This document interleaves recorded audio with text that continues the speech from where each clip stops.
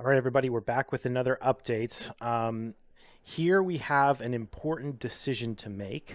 So what's happened is I've finished the missions and I've claimed the 300 gems from the mission reward. And we've already bought our first masteries on our first champion, and it was Shield Guard, who is a pretty capable Minotaur farmer, meaning I probably will not need to buy masteries on any future champions. I should be able to. Like once I have a team that I want to build out and master all the champions on for something like Clan Boss or something, I'll just set that team up and we'll be fine. We'll be able to do the content. So the question is, where do we spend our gems? And this is something where I'm going to deviate from what is common advice from most players or most content creators and people who, give advice on this game. We already did that a little bit with the fact that I unlocked the extra market slots. A lot of people think the market is kind of useless, and I disagree pretty strongly about that. I actually really like the market. Both for a supply of mystery shards in late game and for getting gear in the early game. But that's not what we're going to talk about next. What we're going to talk about next is actually the decision between whether to unlock the mine or the sparring pit. I hear people say the sparring pit isn't good all the time, and I think this is just flat out wrong, to be honest. I think the sparring pit is actually really, really strong. So to justify that to you, I made this little spreadsheet that talks about how good the sparring pit is. So, sorry for the blinding white, but that's what we got. To get an idea of what we're talking about here, we need to convert how much a given point of energy is worth with respect to experience, or what's the experience to energy ratio. To do that, we can look at a table that shows how much energy and experience different parts of the campaign cost. So that's what we have here. 12.6 is the highest energy to experience you can get in the game, although most people farm 12.3 because it also provides silver. We'll talk about that in a second. And this is what it breaks down to here. So what we have here is how much experience you get per run and how much each run costs. This gives us how much energy or how much experience we get per point of energy used. Now, however, it's important to recognize that when we're farming this, we're usually farming it with a campaign farmer and 3 food. So that means 25% of that energy is lost because it goes to the campaign farmer, which is typically already max level. So that's the captured XP per energy here. So what this is telling us is farming the most efficient content in the game in terms of XP per energy. Each point of energy is worth about 1,831 experience. So if we look at the sparring pit, then we can start to calculate how much energy equivalence does the sparring pit give us every single day. And so if we look at the sparring pit, these are the breakdowns of the different levels and how much experience you get per level. Now, technically, how much experience you get depends on the rank of the champion. So at like a rank 1, uncommon champion or a common champion would get 190 or 1900 experience rather, and then you get an extra 100 experience per level. You're pretty much always going to use either 3 or 4 star food in the sparring pit is what I would recommend. And so your minimum is going to be about 2,200 per level, and then it goes up by 1,000 for every single upgrade on top of it. And then we can look at how much it costs. So to unlock one level of the sparring pit costs 300 gems. And if we look at, okay, we get 2,200 energy per hour. This should say per hour, not per level. 2,200 energy per hour, 1,831 energy or experience is worth 1 energy. So that comes out to 29 energy per day. And as we rank it up, we can get it up to 42 and 55. So each slot in the sparring pit at level 1 provides 29 energy equivalents per day. It provides 29 energy worth of experience. Then if we take that number and we divide it by the amount of gems it costs to unlock that, we get our return on investment. So for every gem we spend on unlocking the entry-level sparring pit, we get basically 0.1 energy per day from that investment. And then what we can see is that when we unlock it to begin with, we get 2200 energy, but unlocking another level, not only does it cost more gems, but we also only get 1000 more experience than the previous level. So our return on investment drops dramatically between rank 1 and rank 2. And then it drops again on rank 3. This is because it's an extra 50 energy over rank 3. So I guess the important takeaway here is that there's a massive difference between unlocking the sparring pit itself and then upgrading it later on.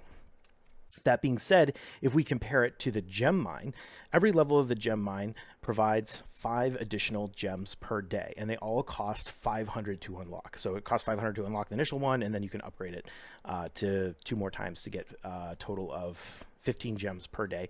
Every one costs 500.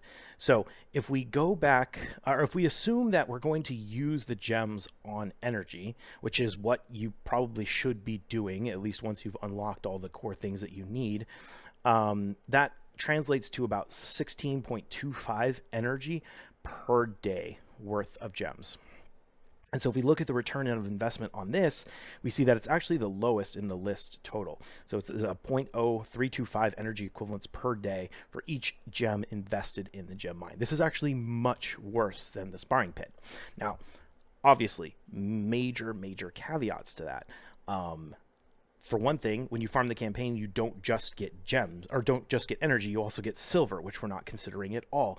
The other big impact is that gems have a lot of flexibility. You can redeem them for energy whenever is most optimal for you, whereas the energy from the sparring pit just ticks in every day. So if all things were equal, the gem mine would be vastly superior to the sparring pit. However, they're not equal. The first level of the sparring pit is literally 3 times better in terms of the amount of experience you're getting for every gem that you invest. So honestly, even at 3 times better, I could entertain an argument that getting the gem mine first is still the superior option, and I definitely wouldn't hold it against anyone who just chose to make that option. But for me personally, I think, especially on an early account, getting all this extra energy or extra experience actually trumps just having the gems themselves. So that's why I personally am going to go with unlocking the sparring pit before I unlock the gem mine. I definitely will get the gem mine after we get the first level of the sparring pit. Like, this is way too close to justify going for the sparring pit. If we look at level 2, I think, no, definitely you go to get the gem mine after you unlock the first level of the sparring pit, which is honestly going to take a while though, because we need to unlock all 4 extra slots.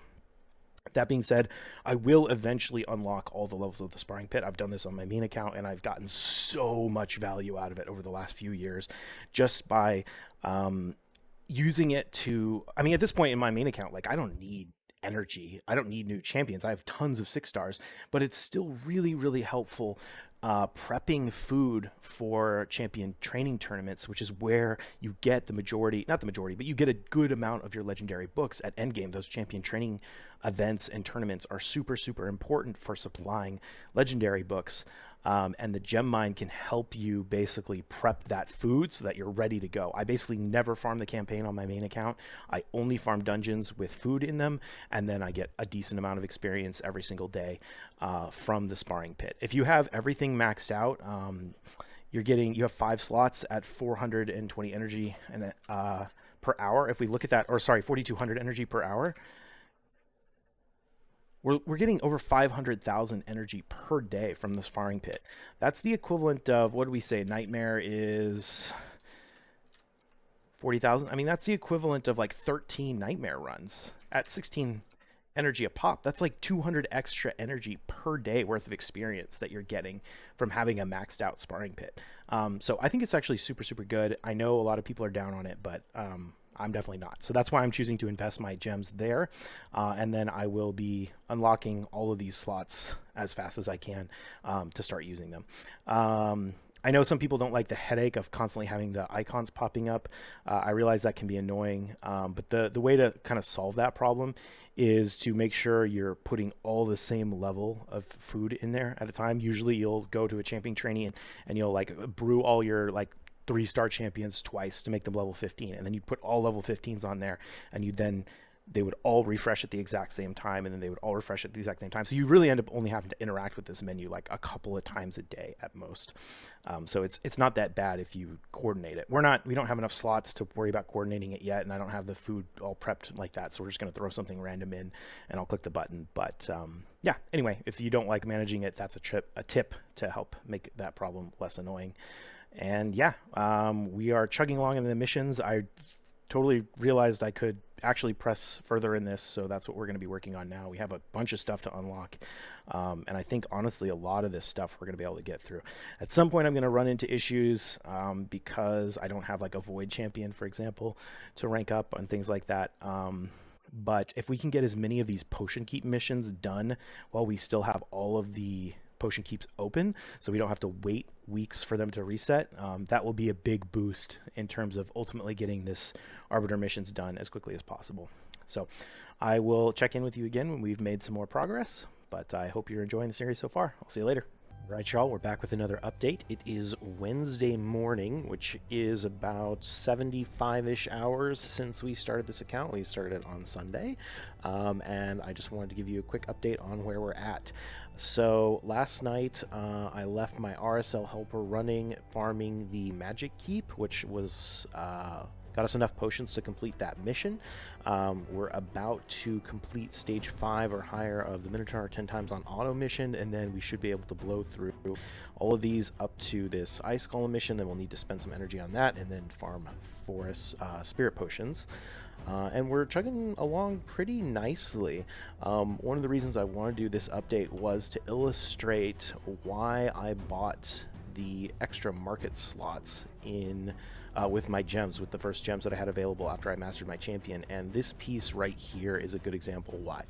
Now, this is a 4-star piece, so, you know, it's not going to be super endgame viable. If it was a 5-star piece, honestly, like, this could, depending on how it rolls, this could be a piece that I would still use on my main account if it was 5 stars, especially if it rolled, like, quad accuracy. That would be insane. But even on this account, like, this is a piece that I'm easily going to use for several months on this account. It's got HP, resistance, accuracy, and crit rate. Now, I don't necessarily care about the resistance. Like, there are some times where I want accuracy and resistance on the same piece. In an accuracy set, that would be pretty good, but probably not at 4-star, because that's like end game content.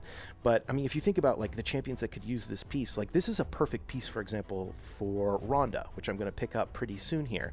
I mean, we've got accuracy and crit rate. That's amazing. Like, Rhonda wants damage, and she also needs accuracy to bland her debuffs, and more importantly,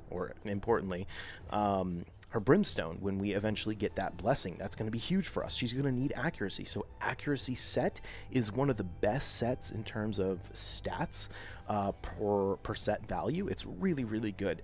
I mean, perception makes it, you know, blows it out of the water, because perception blows everything out of the water, but still, this is a really good set. Accuracy is a great set, and these are great rolls.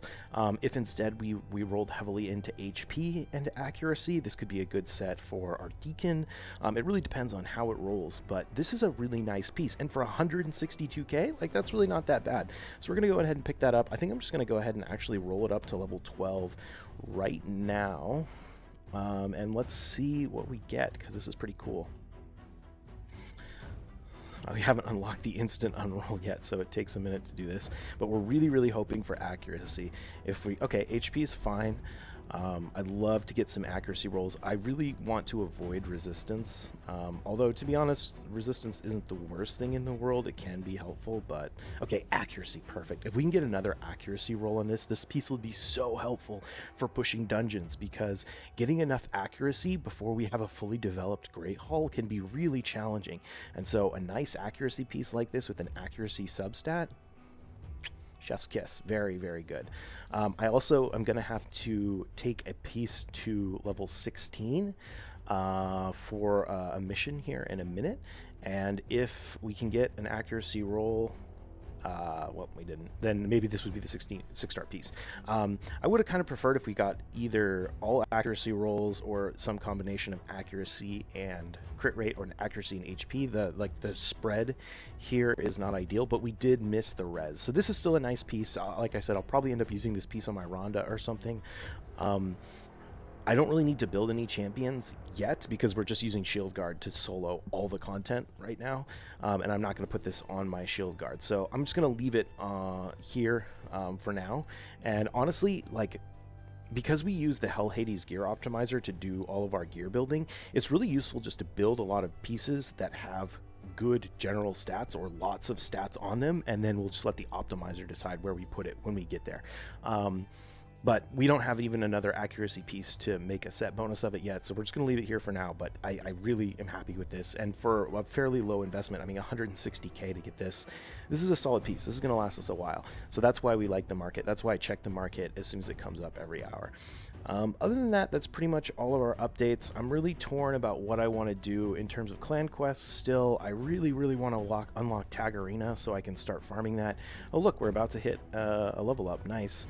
So we need to get to level 35, I believe, for Tag Arena. So hopefully when we get our 500 energy in a day or two, we can get there. We still have 5 days before the clan quests resets, and in a pinch we can grab some of these expert quests that are just like do arena, like decrease, wait, no, that's not the right one, but anyway, there's a bunch of ones like fill turn meters in classic arena. Like that's relatively easy. Our deacon can get this done in like a few hours, no problem. So if it comes down to it, if we get to the last day and we haven't completed the elite quest, we can grab that, but I'd prefer to get the elite quest done.